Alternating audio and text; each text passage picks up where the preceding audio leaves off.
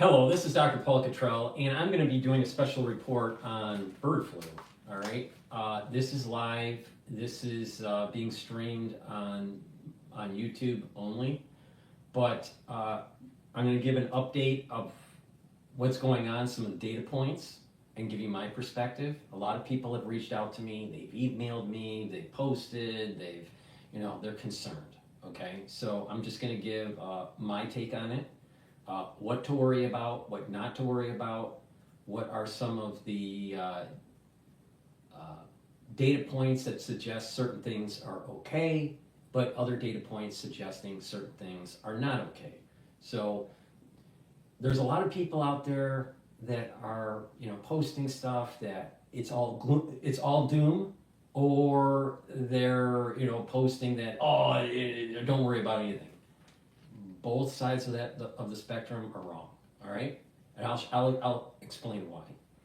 So before I go into what the CDC posted with the Louisiana patient, I want to give you an update on the CDC numbers. Okay, the human case numbers. Right, this is the latest and greatest, based on state. So the last video that I did on bird flu, I went over this. The number has increased. So in California, in dairy, in number of cases for humans that were related to exposure to dairy cows, in California, 36 humans contracted highly pathogenic avian flu, H5N1. There's one unknown exposure. So total cases in California, 37 as of this stream. All right, so it's December 30th of 2024. Most of those cases, dairy exposure. All right, Colorado, one case, human case, exposure to dairy herd, 9 cases where they had exposure to poultry. So in Colorado, it's more about the poultry side, and in California, it's more related to dairy. Iowa, 1 case, poultry. Louisiana, that's the Louisiana case that we're going to go over in detail. 1 case, and it's other animal exposure to a wild bird. Michigan, 2 cases, human cases, related to dairy cows. Missouri, 1 case, unknown exposure. Oregon, 1 case, related to poultry. Texas, 1 case to dairy cows.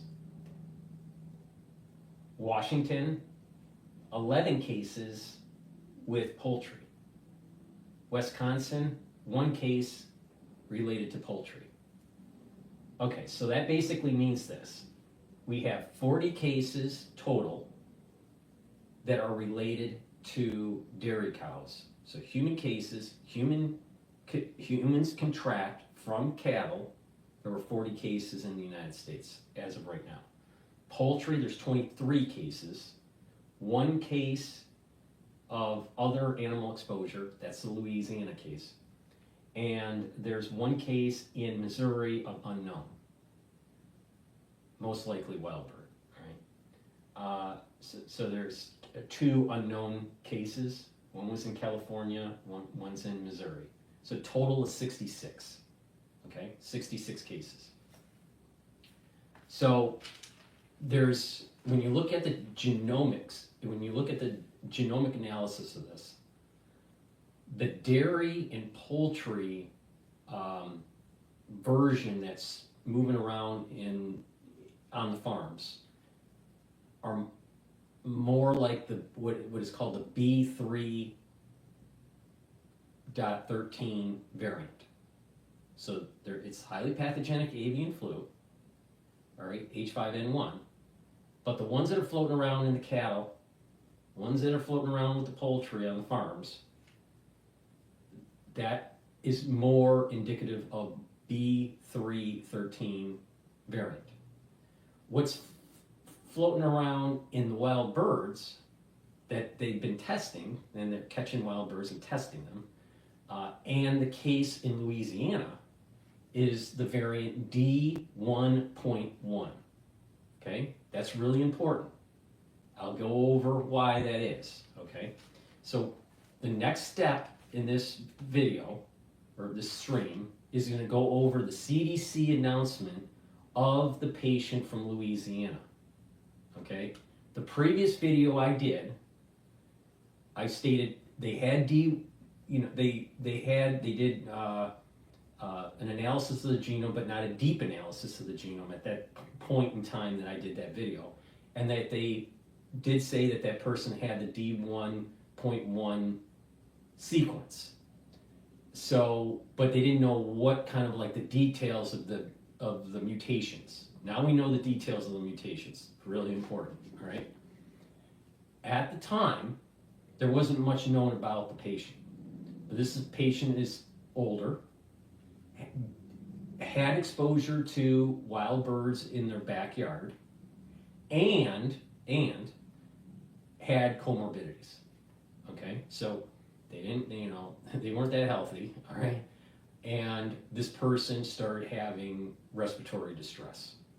Now, people need to understand that, you can have something relatively benign, but if you have a condition, it can be problematic, all right? That's the whole problem with the comorbidity part. So the question comes in, over time, will we see other patients contract D1.1 from wild birds and not have a comorbidity and have similar manifestations with their respiratory tract? All right? Chances are they will show some level of respiratory problem because of the changes that took place with the genome for D1.1. Okay, so I'm going to go over those details. So bear with me, and then we're going to go into some of the problems with the inoculation. All right, and I'll explain a little bit about the fourth cocktail and how this all ties together. All right, no one is telling you this. All right, no one, not Alex Jones, nobody. No one has the insight that I have on this. All right, so that's why it's so important to really just pay attention to what I'm saying. You probably have to watch this a couple times for it to sink in. All right, so I'm going to go over the CDC report. I took notes on it of the Louisiana patient. All right, and the genomic sequence from that Louisiana patient. So they took some samples, and this is the results. So that patient does have the D1.1 variant, not the D3.13. The D3.13 variant is in the cattle, all right, and the poultry, and that has different types of mutations. The D1.1 has other types of mutations. Problem comes in is that if D1.1 mixes in a population of D3.13, then you have a much bigger problem. And this is the worry that individuals have, is that as these things are circulating in different animals and crossing over to humans, that there's going to be higher affinity to the upper respiratory receptors. So we have two main receptors that are important to understand. We have a lower receptor called alpha-2/3, and you also have alpha-2/6 in the upper respiratory area of the lung. Mutations are starting to take hold with the D1.1 that has higher affinity to the alpha-2/6 receptors. That means that it's getting closer to human transmission. The cattle and the poultry exposure is basically alpha 2-3. So it's hard for human-to-human transmission, but easier if you're close to animals that are infected, especially farm workers, right? And you're working with the animal all day, all right? That's why people are worried. Now, it has some mutations in D313 that's not in D1.1 and vice versa. So if there's a mixture that takes place by just commingling, you're going to get mutations that lead to human-to-human transmission. Now the question is, how bad and when? That's left for debate. Let's go through the data and I'll give you my opinion, all right? But I'm the most accurate on covering this stuff, so just pay attention to me, because this is related to what we went through in 2020. 100% sure about that. So the genome sequence is data banked, all right, in GeneBank. I think it's GeneBank, hold on. A GenBank. So GenBank, it's PQ809546, because there was 2 samples made. It's also data banked under PQ809564. Okay. Now, based on the CDC report, the H protein, the HA protein, so everyone knows that influenza has like an H and an N, right? That's why it's like H5N1, right? So you have an H protein and an N protein on the surface of the virus, and that can mutate and change affinity. Now there's 2 concepts with influenza because it's a segmented genome. Segmented genomes can have mutations that are either through antigenic drift or antigenic shift. All right.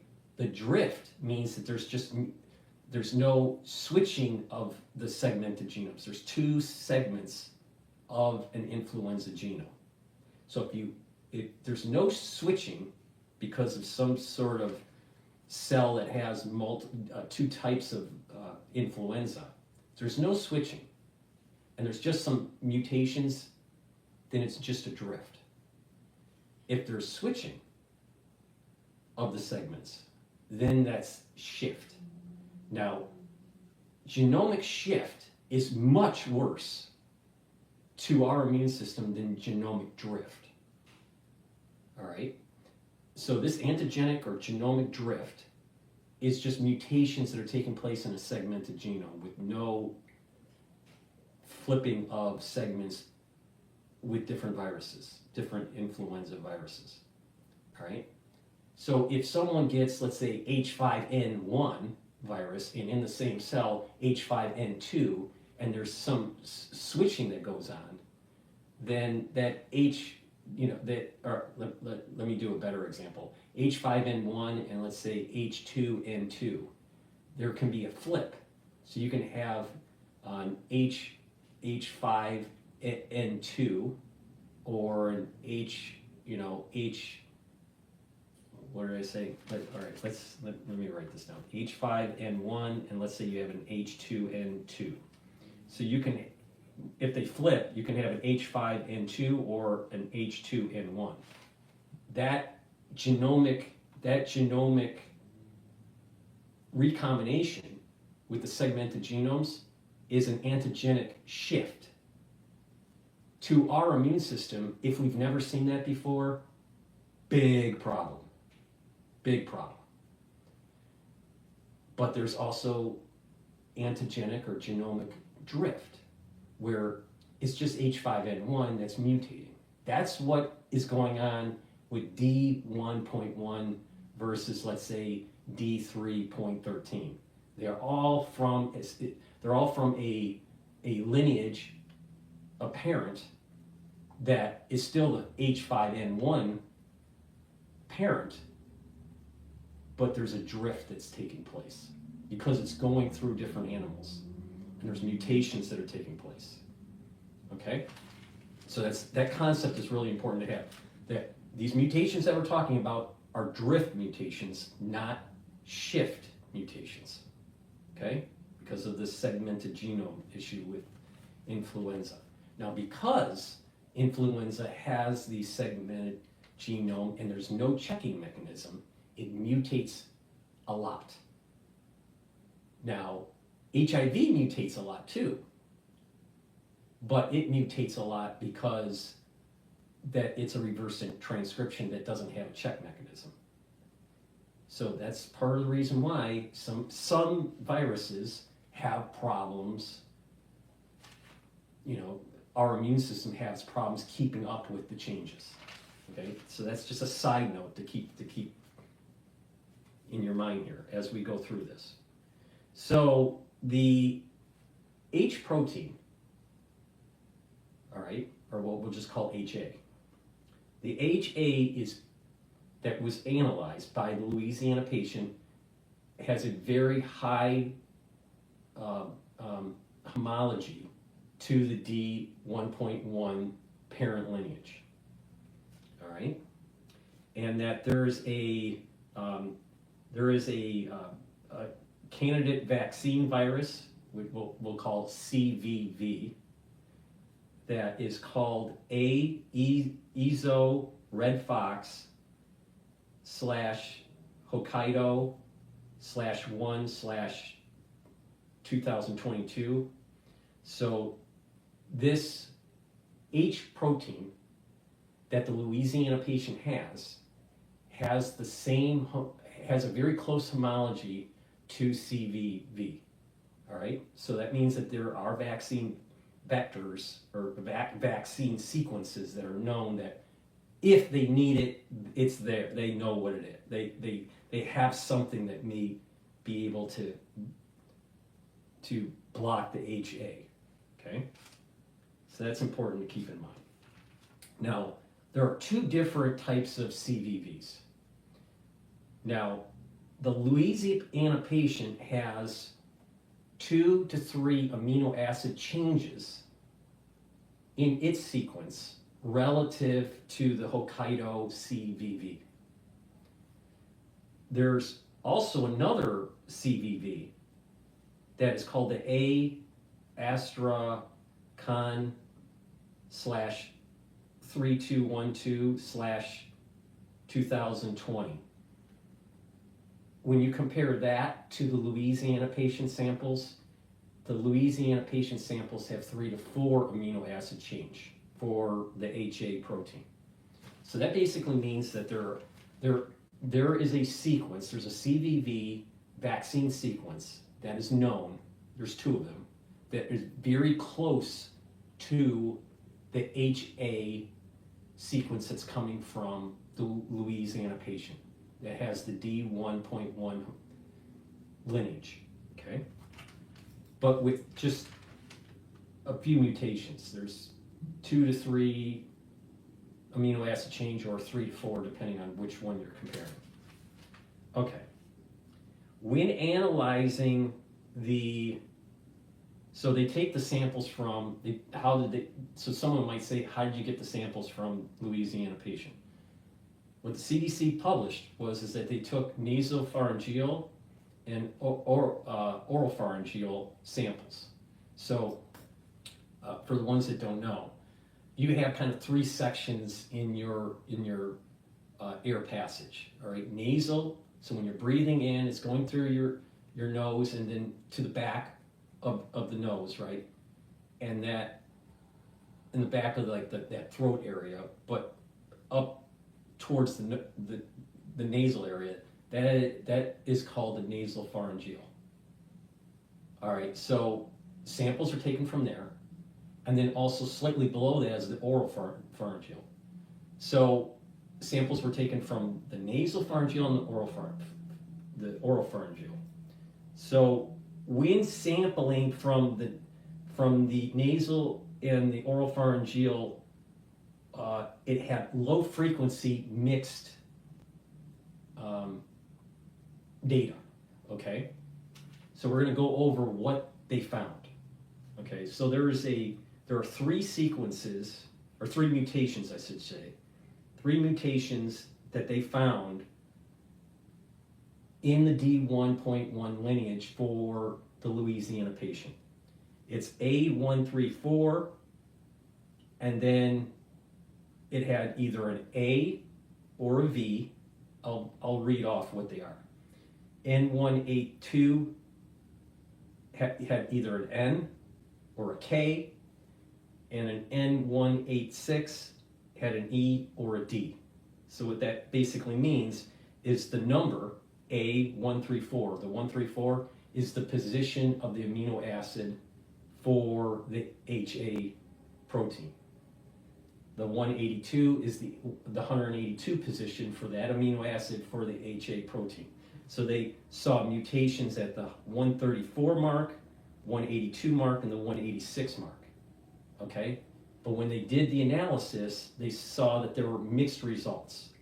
So there were low frequency mutations. All right? That's a good thing. All right? It was low frequency, not high frequency. Now, what were those frequencies? So at the 134 position, adenine was at 88%, and valine was at 12%, asparagine was at 65%, lysine was at 35%, glutamic acid is at 92%, and aspartic acid was at 8%. So the mutations, so what this basically means is the mutations they saw in the D1.1 lineage in the Louisiana patient for the HA protein, all right, for H5N1, all right, what they found was low mutation rates at the 134. It only had 12% mutation rate, or mutation frequency of these mutations when they were looking at the samples. At the 182 mark, amino acid, it was only at 35%, so that was higher. So at the 182, it was a higher mutation frequency. And then at the 186 mark, it had 8%. Okay, so what does this mean? It means that it's still low in the mutation rate. It's still low, but the thing is, I'll explain why it's low. But if this becomes higher, it becomes more probable of human to human transmission. Okay? Now, let's continue on. And as I continue on, you'll see why there's a low frequency. All right? So, okay. So these samples that had these mutations with the low frequency were at the nasopharyngeal and oropharyngeal. Samples that were only at the nasal pharyngeal they had no low frequency. So when they analyzed the replicase complex, there's 4 proteins. Okay, one of those proteins is PB2. In the cattle and the poultry, so B3.13 lineage, the cattle and the poultry sequences for PB2 protein, which is part of the replicase complex that allows it to the virus to replicate. The poultry and the cattle showed E627K mutation. The Louisiana patient doesn't have it. So that's a good thing, because that means that the replicase is not mutating, so it's not as efficient in trying to create more virus that has those mutations. That's the reason why there's such a low frequency at the 134, 182, and the 186 for the HA protein, because the PB2 hasn't mutated yet. For the D mutated in the right, in a direction where it may lead to human transmission yet. Okay, so that's a good thing. All right, but the thing is that if D1.1 gets to be mixed in with cattle or poultry, you're increasing the chances of getting those two mutations, right, together, where you got the PB2 mutation with the HA mutation. Okay, this is the reason why we need to be a little bit concerned. But the patient in Louisiana did not have the PB2 mutation. That means the replicase wasn't as efficient. That's a good thing. But like I said, there's good parts to this data and there are some concerning parts to this data. All right. Another good thing about the data is that the patient in Louisiana didn't have the mutation for the PB2 M631L. So they've been finding, right, in B313 that PB2 had two types of mutations, more than two, but they're concerned about two of them. E627K and M631L.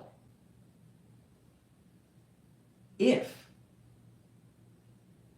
D1.1 has mutations like this for PB2, if D1.1 gets an E627K and an M631L for PB2, that means the replicase is a little bit more efficient. And that would mean that it's going to increase the chances of HA's low frequency in patients becoming higher frequency in patients.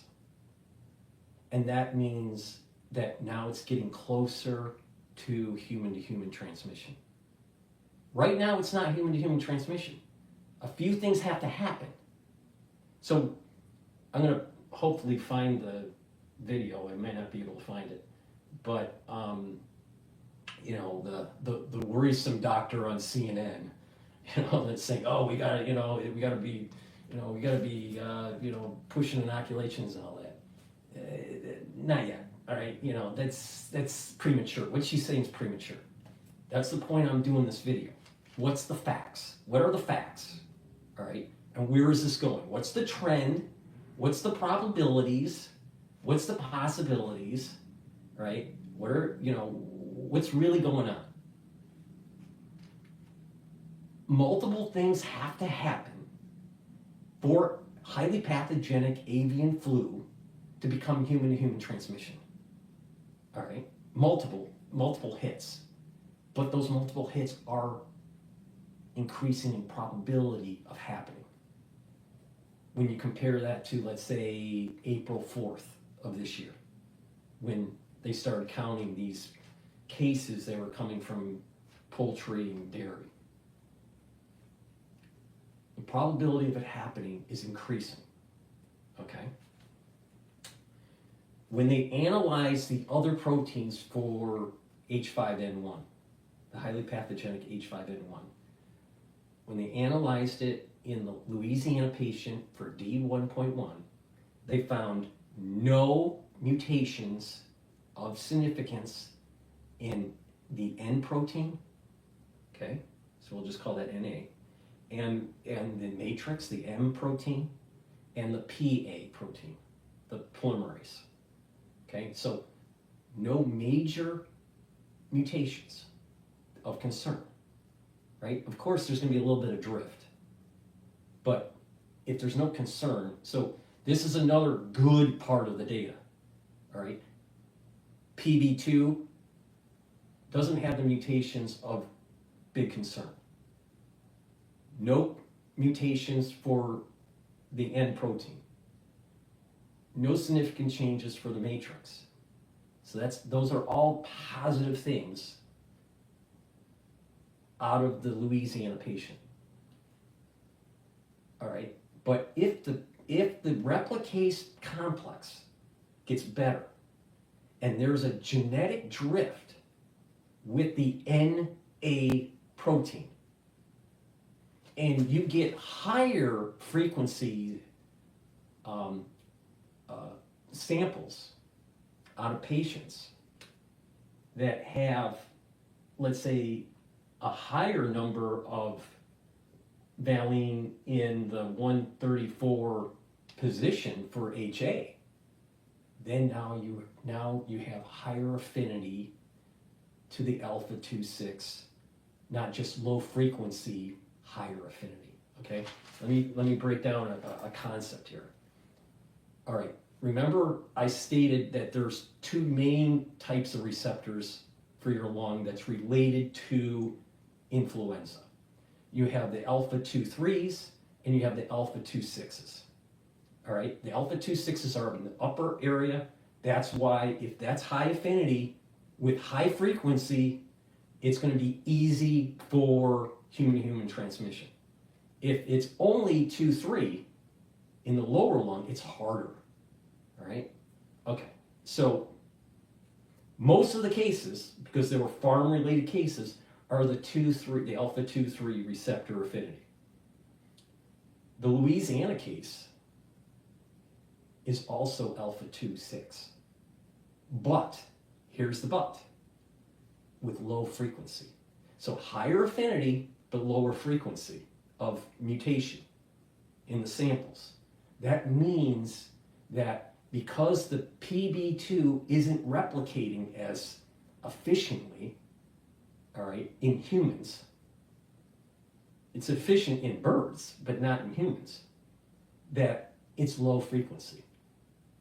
But once it starts to become better, if PB2 mutations start to take hold that are more efficient in humans, then the low frequency mutations for HA start to go up to higher frequency.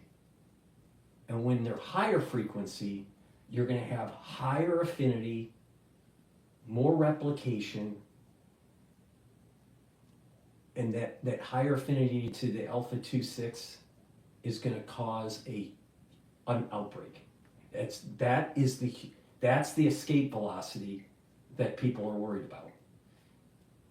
Once you have something that can hone in on the alpha 2/6 and can replicate efficiently, then you got a problem. All right. Now people need to realize some people that if this does happen, all right, where there's a high level of viral load with high affinity to the alpha 2/6 receptor, right? Certain patients are going to get ARDS. Not everybody's going to get ARDS, but this could be very problematic. Now, if people don't get ARDS, it's going to feel like a really bad cold. The ARDS patients, that's like COVID. All right, so people need to pay attention. Doesn't mean everybody, but if this starts to mutate and it becomes human-to-human transmission with ARDS, which is possible, we're not there yet. Multiple things have to happen for it to get there. But if it does, you got a fucking real big problem. All right? So this is why, the ones that are saying, oh, don't worry about anything, wrong. Alex Jones, wrong. Wrong. Wrong, wrong, wrong, wrong, wrong. But the doctor on CNN, the Asian doctor on CNN, and maybe I'll play, if I can find it, I'll play it, saying, oh, we got to do emergency, inoculations and, blah, blah, blah. Wrong also. All right? There's an increased probability of human-to-human transmission to be taking place in 2025. maybe 2026. Maybe we'll have the higher frequency mutations for HA with the higher affinity to the alpha-2,6 receptors, but maybe we won't have the truncated, mutated N protein. Well, that's going to be problematic, but not as problematic. But once we have the truncated mutation, once we have mutations that truncate the N protein, that's really problematic. So you have this PB2 replication complex mutations that are being able to replicate the virus to replicate better and more efficiently in humans, and it's honing in on the alpha-2,6 receptor, and it's truncated its N protein. Those are all signs relative to just understanding how influenza works in humans. Those are all signs of we are increasing the probability of individuals having human-to-human transmission with ARDS. All right? Okay, so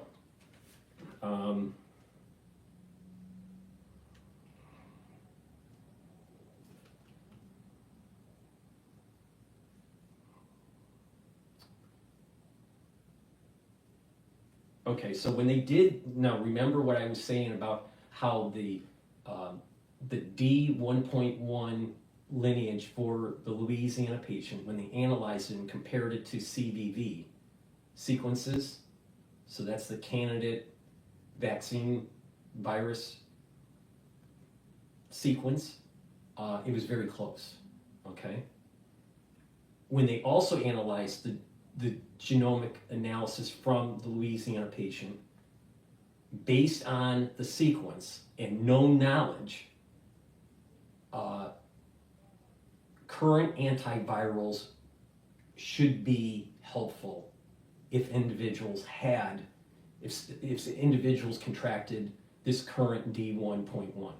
So antivirals would work, okay? Known vaccine sequences seem to be helpful, all right? So there isn't an escape velocity yet, all right? There's treatment, there's antivirals treatment for what the Louisiana patient had. But this is the point that I'm doing this video. People need to start waking up and just be alert. I'm not saying this is panic mode right now. It's not panic mode. There's going to be people that want to create panic mode, but for multiple reasons. I'll go into that. But it's not going to be end of the world right now. All right. Series of mutations have to take place for that to happen. But it's increasing the probability of this to happen. It's not going to happen tomorrow. I suspect that what's going to happen is that there's going to be a circulation of D1.1 with the D313. D1.1 with B3.13. And that circulation will probably lead to mutations where you have PB2 that are more efficient in humans and also have the higher affinity with the alpha-2,6 receptor. Okay, so that's what we have, all right? We have some good data, all right, on the Louisiana patient where, okay, some things are problematic, all right? We have an alpha-2,6 affinity now. That's bad, okay? What's good is that we do not have in that patient a PB2 mutation where the replicase is efficient in humans, only in birds, okay? And that's part of the reason, that this person, contracted it from a wild bird and it doesn't have the PB2 human mutations yet. But as more people are exposed to the D1.1, it will take hold over time. don't think it's January. I don't think it's February or March, but you're going to start seeing some mutations starting to take hold.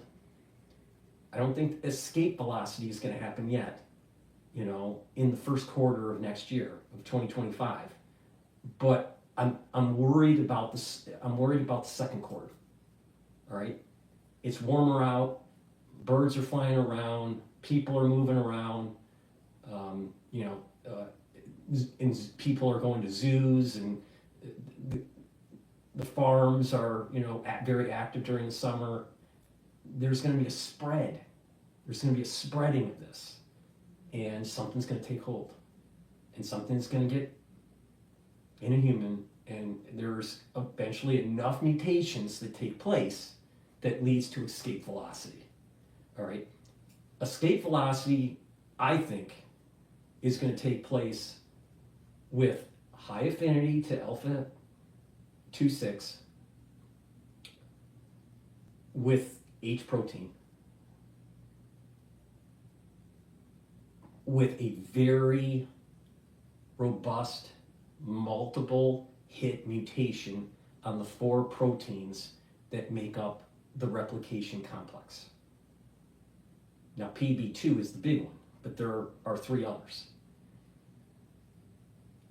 Enough mutations within that complex will lead to this escape velocity, right? That will have additional mutations that could have the truncated N protein. So, one could say, well, maybe escape velocity doesn't happen until the N protein is truncated. Okay, that could be a good delineation point. Or is the delineation point human-to-human transmission, maybe not as efficient, maybe not causing ARDS, but it's still human-to-human transmission.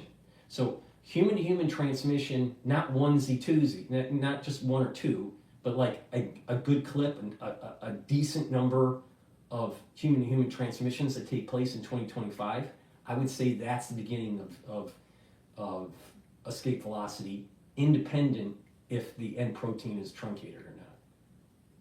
I suspect that you're going to have some people that get ARDS without the N protein truncated.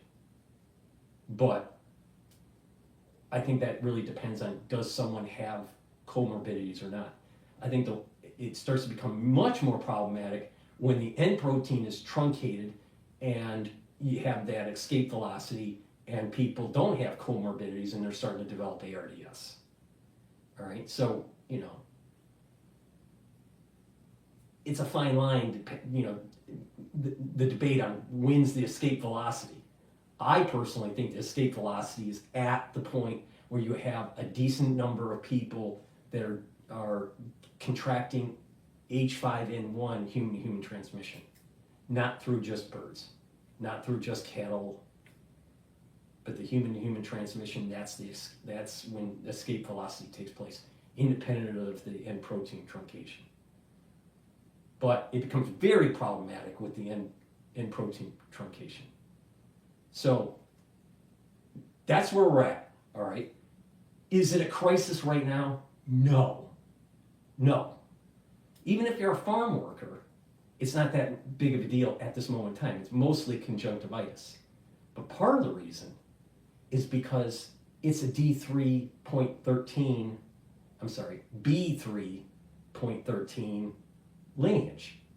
Doesn't have the alpha 2,6 high affinity.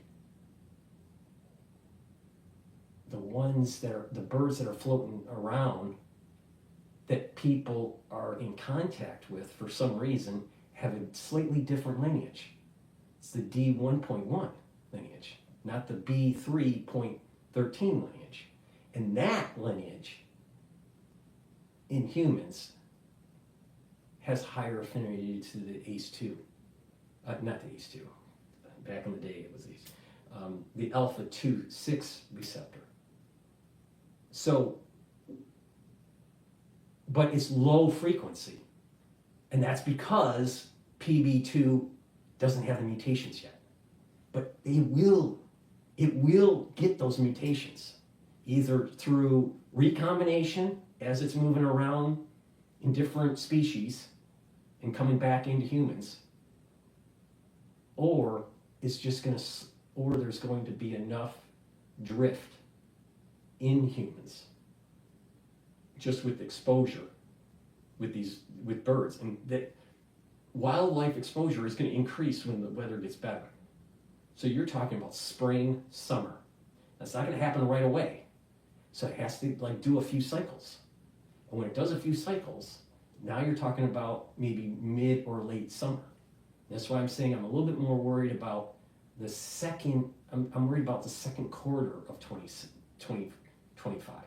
I'm not so worried about the first quarter of 2025, because if it was the first quarter of 2025, that would mean other mutations would have to be floating around in humans that is closer to human transmission. We don't have that data showing that.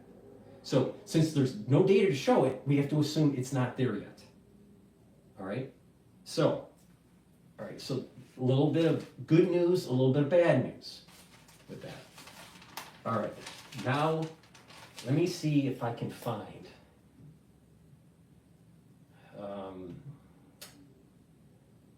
I think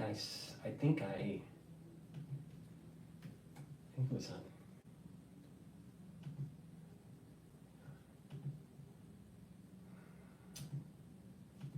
I think I have it on X. Let me see if I can.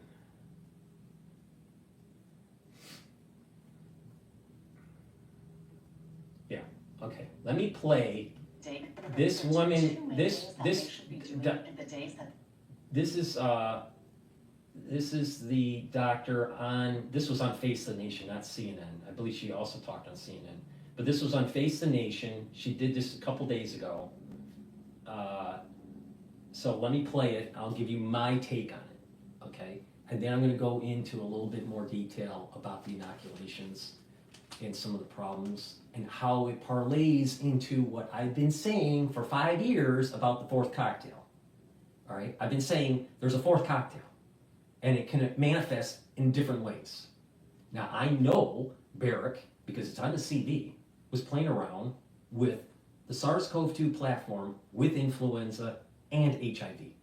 All right? Not just the spike to have HIV homology, but actually putting other proteins in the genome of the SARS-CoV-2 platform. Okay? Now, if you have inoculations that happen to have plasmids, or if you have, let's just assume that you could filter out all those plasmids out of those vials for the inoculation. All right, let's assume you could filter out all the plasmids, and it's just lipid nanoparticles and mRNA. All right? You could still have genomic integration through human line 1 and high inflammation. Okay? This is part of the reason why I said keep the inflammation low. So you're reducing the chances. You keep the inflammation low in your body, you're reducing the chances of having human line 1 activated. All right? And on top of that, you can lower titer levels too by reducing. The reason why they have adjuvants in is because they create an inflammatory response. Well, you can offset adjuvants by reducing inflammation. So, okay, so all right, with that said, I'm going to play this and then give you my take on the problems with the inoculations, all right, and how it parlays into this concept of the fourth cocktail and how it can manifest itself, because the fourth cocktail can happen in a few ways, all right? There are two main things that they should be doing in the days that they have left. The first is to get testing out there. I feel like we should have learned our lesson from COVID that just because we aren't testing, it doesn't mean that the virus isn't there. It just means that we aren't looking for it. We should be having rapid tests, home tests available to all farm workers, to their families, for the clinicians taking care of them, so that we aren't waiting for public labs and CDC labs to tell us what's bird flu or not. And the second very important thing is, this is not like the beginning of COVID where we were dealing with a new virus, we didn't have a vaccine. There actually is a vaccine developed already against H5N1. The Biden administration has contracted with manufacturers to... Okay, there's a backstory to this, okay? Remember what I was talking about, the vaccine sequence for CVV, right? And how the D1.1 was similar, just off by a couple amino acids, all right? There were two of them. There were two versions of this, the Hokkaido one and the Astrakhan sequence, all right? They also, back in July, early July, the HHS contracted Moderna with over $170 million. I think it's like $178 million, maybe it's $176 million contract to develop a inoculation for highly pathogenic avian flu. The reason why they were given that contract was that they had been in their pipeline, one of their vaccines is called mRNA-1018 that has the sequence for H5 and has the sequence for H7 that they've been testing. So HHS gave Moderna over $170 million to take that platform and to apply it for H5N1. Okay? So you have monoclonals that have been developed that can be used against the current variants. There are antivirals medication that's known to work, okay, because they've been giving some of these to these patients that have contracted it from the farm, and they've been giving antivirals to the Louisiana patient. And there are the CVV sequence vaccine candidates, and then now the messenger RNA candidates. Okay, so that's the backstory. All right, there are monoclonals, antivirals, CVVs, and messenger RNAs from Moderna.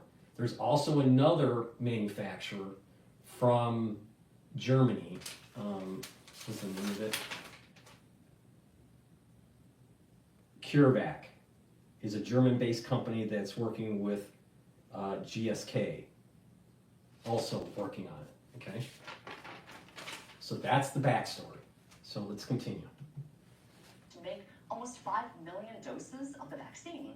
However, they have not asked the FDA to authorize the vaccine. There's research done on it. They could get this authorized now and also get the vaccine out and to far more. It hasn't been adequately tested. If I go to the Moderna website, I'm doing this real time, all right? Live, okay? If I go to the Moderna website and I look at their pipeline, okay?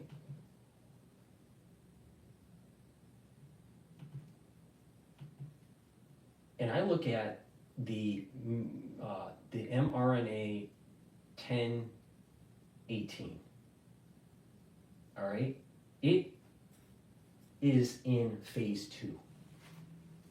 Phase 2. Not phase 3, phase 2. And she just went on Face the Nation to say, let's give them emergency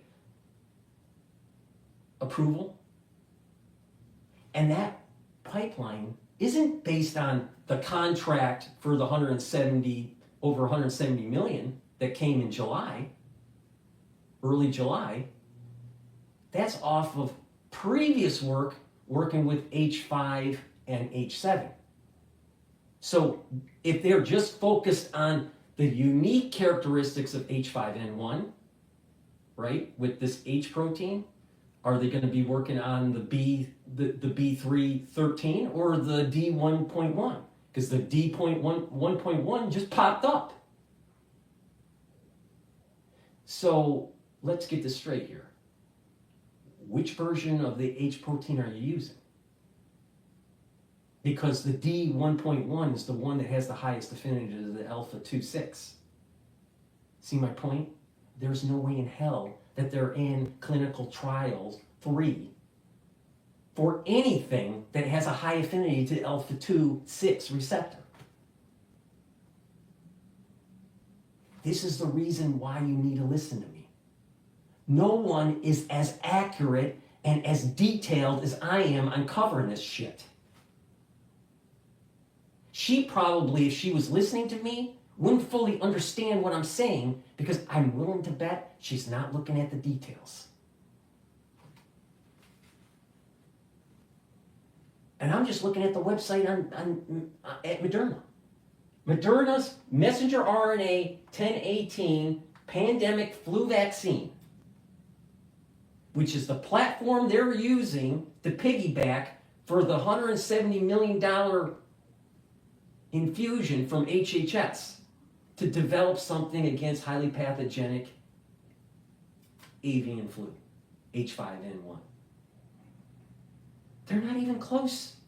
They're not even close to have adequate testing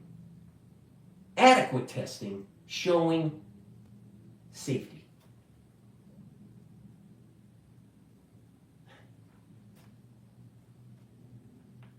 Same shit all over again.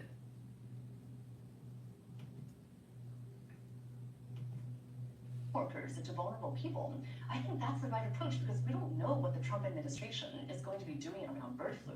See, now what they're doing is they're doing an emergency. We got to get it out. We got to get it out. Even though Moderna's nowhere fucking close to clinical trials 3. All right, that's just on their website. And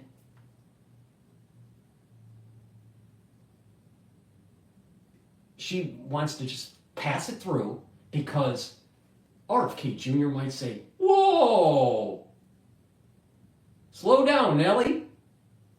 We might have a problem. Let's be a little bit more, let's do more due diligence before we do anything." All right? They're rushing. They're rushing because they're worried that RFK Jr. may slow them down. Rightfully so. So, adequate testing, good clinical data. Don't rush through this. And I'll give you the reason why I think they're rushing through it. Because it ties into how the fourth cocktail can manifest. If they have people coming in with anti-vaccine stances, could they hold up vaccine authorization? If they don't want to know how much bird flu is out there, could they withhold testing? I mean, that's a possibility. And I think the Biden administration in the remaining days should get testing and vaccines widely available so that at least it empowers state and local health officials and clinics. Water surveillance is taking place, and it's been taking place for a long time. All right, so they know all these different wastewater viruses, right? They're doing that for COVID-19. They're doing that for RSV. They're doing that for different versions of influenza. All right, so they can analyze the wastewater. That's not a problem. All right, farm workers, there are thousands that have been tested. I think it was like 9,000, 10,000, something like that. And only 65 actually contracted it. Now, some of them may be asymptomatic, right? But the testing isn't showing much of asymptomatic cases, all right? So, is it adequate enough? Maybe it's adequate enough on the farm, all right? So to say that we're not doing enough,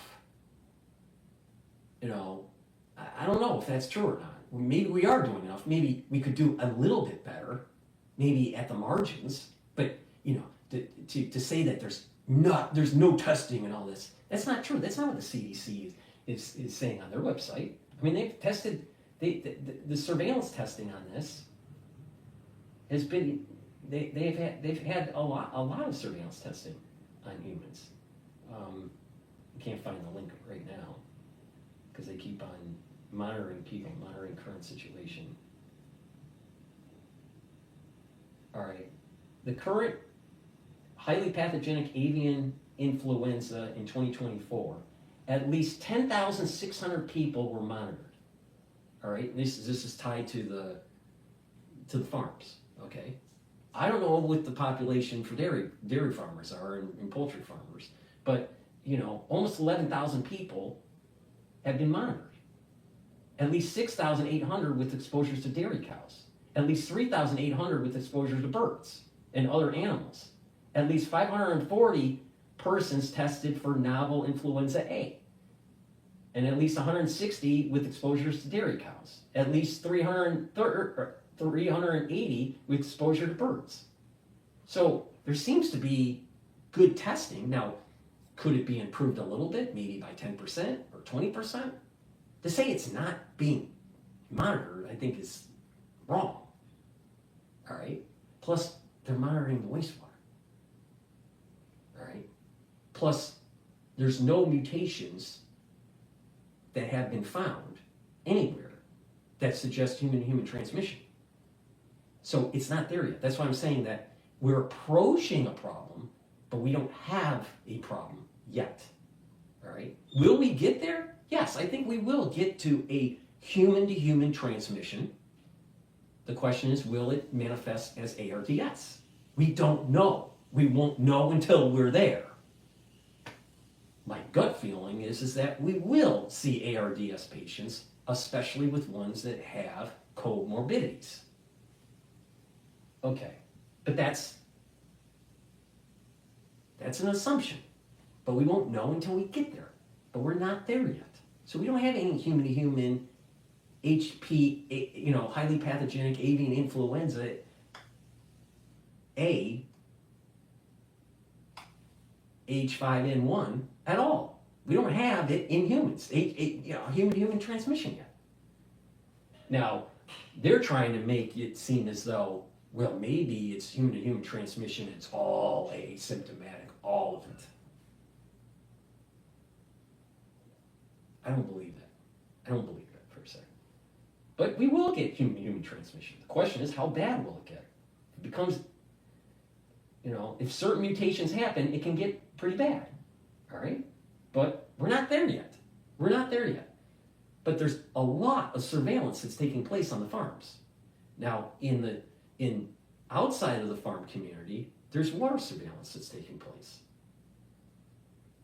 So what they want to try to do is let's try to capture as many false positives as possible and find out how many asymptomatic people there are to create a worry within the population to go and get an inoculation. Why do they need that inoculation? Well, I'll tell you after we play this. Clinicians to do the right thing for their patients. Dr. Wen, is bird flu in humans super dangerous? Well, the World Health Organization estimates that in prior outbreaks of the bird flu, that the mortality rate is 52%. 52%. However, in this most recent outbreak, it seems that most cases have been mild, and maybe some people even have asymptomatic. I answered the question in so much more detail. Infection. But the question is, we don't know what happens when bird flu affects more vulnerable individuals. People infected so far in the US have been mainly farm workers who are working, presumably generally healthy, as opposed to what happens when you get to children most of those farm workers are exposed to a version that is alpha 2-3, plus they're healthier, presumably. But the problem is the Louisiana patient, where the alpha 2-6 receptor affinity with low frequency but higher affinity is taking place in a person that wasn't that healthy. All right, that's a problem. So let's not worry about the farm workers right now. I'm not too worried about the farm workers. I'm worried about D, right at this moment in time, until some other variant pops up. I'm worried about D1.1, not B3.13. All right? Commingling them together is very problematic. All right, because you're getting best of both worlds. You get the higher, the higher affinity, the alpha 2/6, and you get the mutations for the PB2. Pregnant women to older individuals with chronic illnesses. We don't know how deadly, how dangerous bird flu is going to be for those individuals. And again, that's one more reason why we don't want it to spread and acquire more mutations. Well, all right, that's my take on her, okay? All right. She, again, the messenger RNA 1018 platform is in clinical, it's in phase 2, all right? So it's done the preclinical development, it's done phase 1 clinical development, it's still in phase 2, hasn't approached phase 3, all right? Or maybe it's at the very beginning of phase 3, but there's not adequate testing for safety for this. Not only that, the contract came in July with the extra money. So the 170 million from HHS to Moderna. Okay. So there's not adequate testing. Let's just say they were able to ramp it up and have no mistakes whatsoever and have something available 20 days after they got their check. Okay, so now you're talking about July 20th. All right? And you're telling me that you really understand all of the negative externalities of the inoculation from July, and it has to be 2-shot, right? Or if they're just going to do a 1-shot, if it's just going to be a 1-shot, then okay, they do a 1-shot. They start administering at the end of July, all right? They may know adverse side effects, the early adverse side effects, but there are later adverse side effects. How do they know? They haven't done a full 6 months, let alone 10 months. It's way too early for emergency on this. Not enough testing. Just think about it. What's going on. The best that they could do is start administering in July. The best. Most likely it was after July. Cutting corners.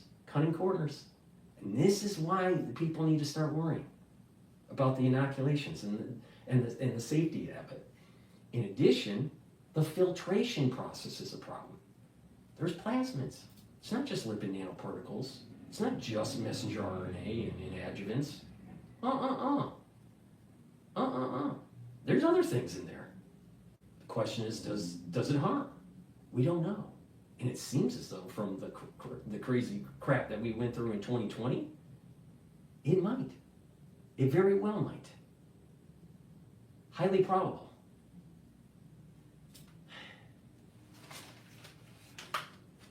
And I'm saying it nicely.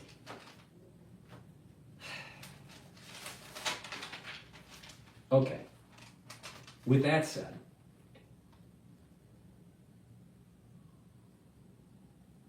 that is my overview of D1.1 variant in the Louisiana patient and why we need to be worried, all right? But also why we need to be optimistic, all right? It's mixed, the data's mixed. There's some good information, it's all good information, but there's some positive side to it that's not that bad yet, but it's moving in the direction. So if you take a data point in April of 2024, and now, December 2024, we are much closer to human-to-human transmission with H5N1. Okay? But we're not there yet. It has to have multiple mutations to get that human-to-human transmission. All right? I'm not too worried about people getting it from animals because there's not that many people that are exposed to animals in such a way where you're going to have, you know, such a high percentage of your population that's going to have a problem. It's low, and you see it in the data. So only 65 farm workers out of thousands that have contracted it. Some may be asymptomatic, but according to the surveillance data, there's not too many of them. So, and it makes sense because the alpha-3 is deeper in the lung. The alpha-2,3 receptor is deeper in the lung, so it's harder to get. That's the reason why it doesn't transmit to humans, human transmission very well, at all. All right, so there's some positive things that can be taken out of the CDC data from the Louisiana patient. It's not all doom and gloom. But if doctors are saying that, hey, sky's falling right now, bullshit, it's not falling right now. PB2 in the D1.1 sequence isn't mutated for high replication in humans. And that's the reason why the low frequency in the Louisiana patient for the mutations for the HA protein. So multiple hits have to happen before we're at human-to-human transmission. Once the human-to-human transmission happens, it's a problem. If you start having patients that have ARDS, problem. If you have human-to-human transmission with the PB2 and its complex mutations with, you know, that are more efficient in humans, and you have higher affinity to the alpha-2 receptor, and you have truncated N protein, you got a really big problem. And if that happens, you got COVID all over again. All right? COVID all over again happens if the replication complex has the mutations that it needs for humans, high affinity to alpha-2,6, the N protein is truncated, and you have ARDS. If all those things happen, you got COVID all over again. The situation, the social dynamics and all that. All right? But that's a lot of and statements. And we're not there yet. We're not even close to that. We're not even close. All right? Because if you're working on a patient, they have ARDS and they can't breathe, and their lung is filling up with fluid, what do you do? What do you do? What do you do? As their pulse ox starts to drop and drop and drop, you walk in another hour later, it's dropped more. What do? You give them a little bit more oxygen. It's not working. What do? Now do you understand why it's a problem? Because there's no real good solution. So it's a lot of and statements. Truncated N protein, high affinity for the H protein on the alpha-2,6 receptor, more mutations on 4 different proteins for the replicase. Will we get there? Yes. Will it cause ARDS? We don't know. But if it does, it's a problem. All right? But we're not there.